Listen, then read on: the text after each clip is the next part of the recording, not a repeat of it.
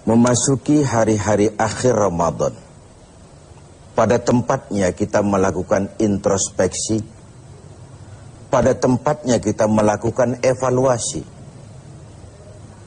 Kalau bulan Ramadan ibarat bulan kawah candra di muka, di mana kita dilatih, digembleng, digojlok jiwa kita ini, maka seorang petinju masuk latihan, keluar latihan, tentu saja tinjunya makin hebat. Seorang petenis masuk latihan, keluar latihan, tenisnya makin hebat. Itu atlet.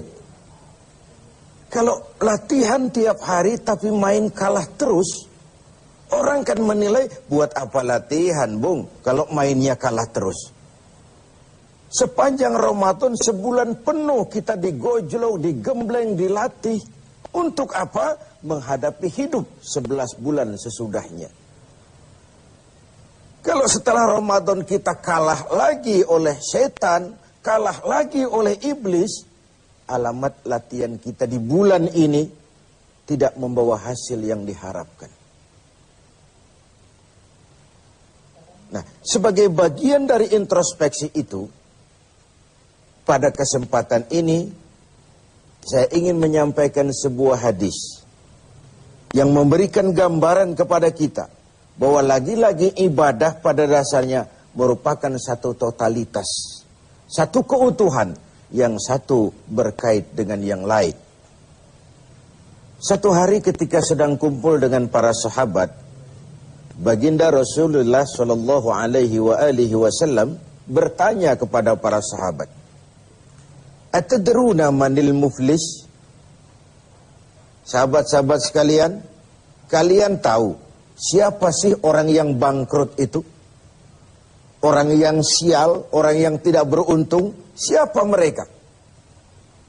Bangkrut, sial, tidak beruntung, merugi.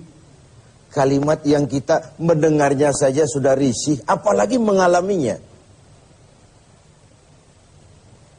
Semua kita ingin menghindar dari kebangkrutan, kerugian, kesialan. Nah, Nabi bertanya itu kepada sahabat, tahu nggak kamu siapa orang yang bangkrut, orang yang sial, orang yang tidak beruntung? Macam-macamlah jawaban para sahabat ketika itu. Ada yang menjawab, ya Rasul, al-muflisu fina man la dirham lahu wa la mata'. Menurut pendapat kami ya Rasul, orang bangkrut, orang sial, orang tidak beruntung itu man la dirhamalah, ma la dirhamalah, orang yang tidak punya uang dan tidak punya harta. Apalagi mau lebaran macam begini, orang yang tidak punya uang dengan orang yang punya uang, janganlah gaya hidupnya, gaya jalannya saja lain. Uang tuh katanya raja, katanya.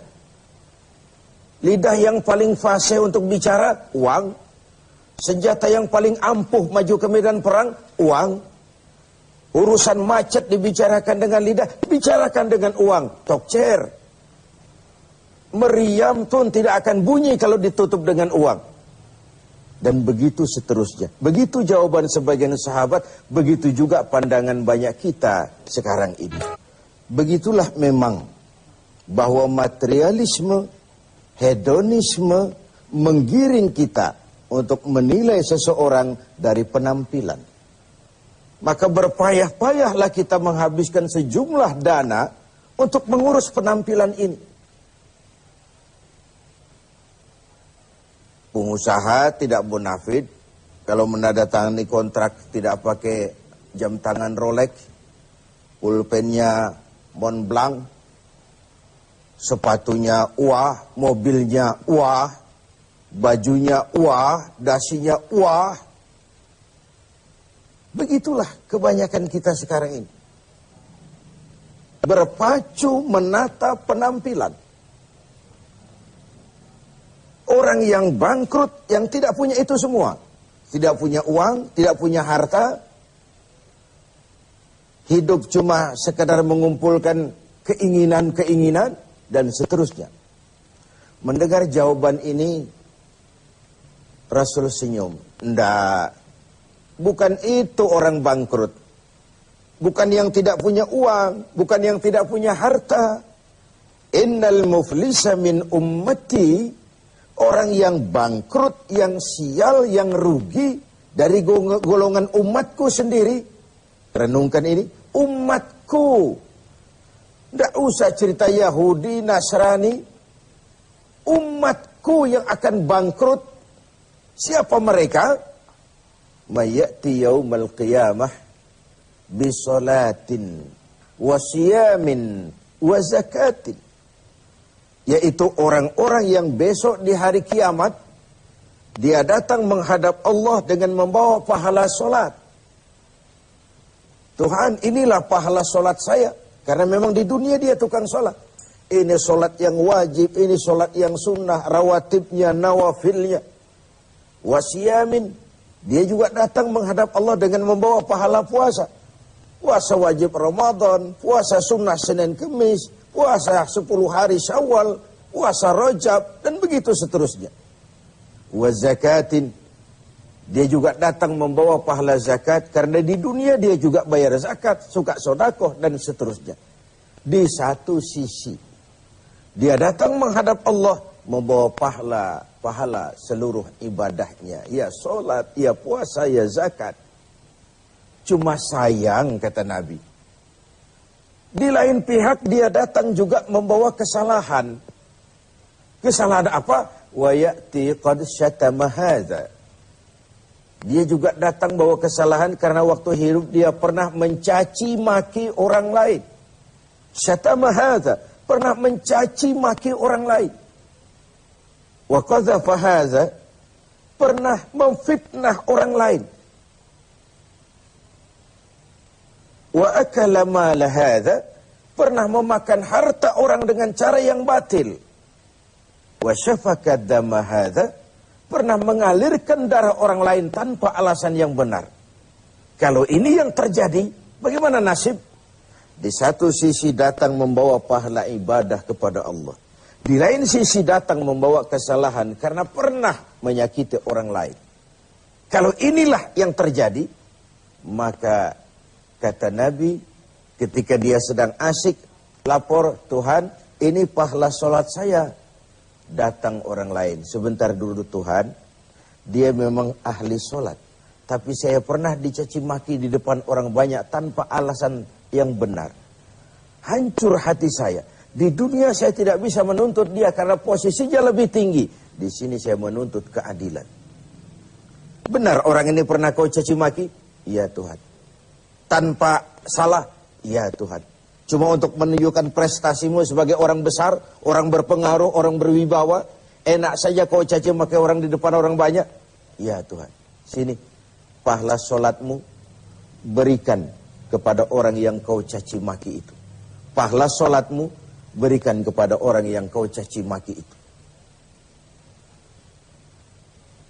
Lalu, Tuhan inilah pahala puasa saya. Datang lagi orang, sebentar Tuhan. Dia memang tukang puasa. Tapi saya pernah difitnahnya. Tercoreng arang di dahi. Rusak nama saya.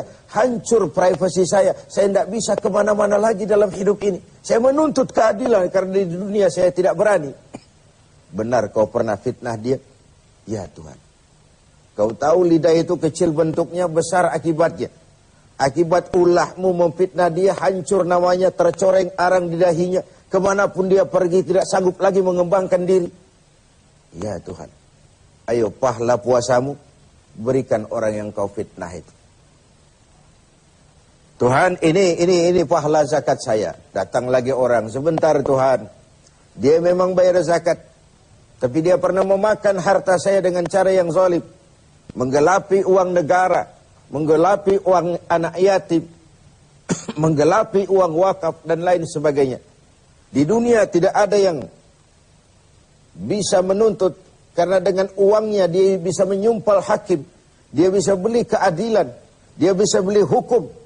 Karena kata orang di dunia banyak pengadilan. Tapi sulit mencari keadilan. Pengadilan banyak, keadilan yang sulit. Saya menuntut keadilan. Benar, orang ini pernah kau makan hartanya dengan cara yang zalim? Iya Tuhan, sini, pahala zakatmu berikan kepada orang yang kau makan hartanya dengan cara yang zalim. Inilah nasib. Fa in faniyat hasanatuhu qabla an yuqda ma alaihi. Kalau habis sudah pahala ibadahnya diberikan kepada orang, sedangkan yang menuntut masih banyak, orang dia zolimi masih banyak, orang yang dia makan hartanya dengan zolim masih banyak, orang yang dia fitnah masih banyak. Apa yang terjadi? Ukhiza min khatayahum.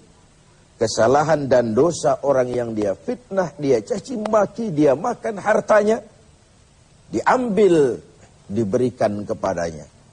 Dan pada akhirnya, summa turihatin nar. Diberikanlah dia, dilemparkanlah dia ke neraka. Sudah pahala dipreteli, dosa diberikan pula. Ini kan bangkrut. Ini kan sial namanya. Ini kan tidak beruntung namanya. Ibarat orang dagang, sudah modal habis, tagihan utang masih datang terus. Wajar kalau akhirnya kita terkena perkara. Oleh karenanya, kita melakukan introspeksi, evaluasi. Sudah baik hubungan kita kepada Allah di Ramadan ini? Alhamdulillah. Mari kita melirik bagaimana hubungan kita dengan sesama manusia. Semoga evaluasi ini memberikan sebuah arah yang memperbaiki hablum minallah dan hablum minan nas kita. Hubungan vertikal dan hubungan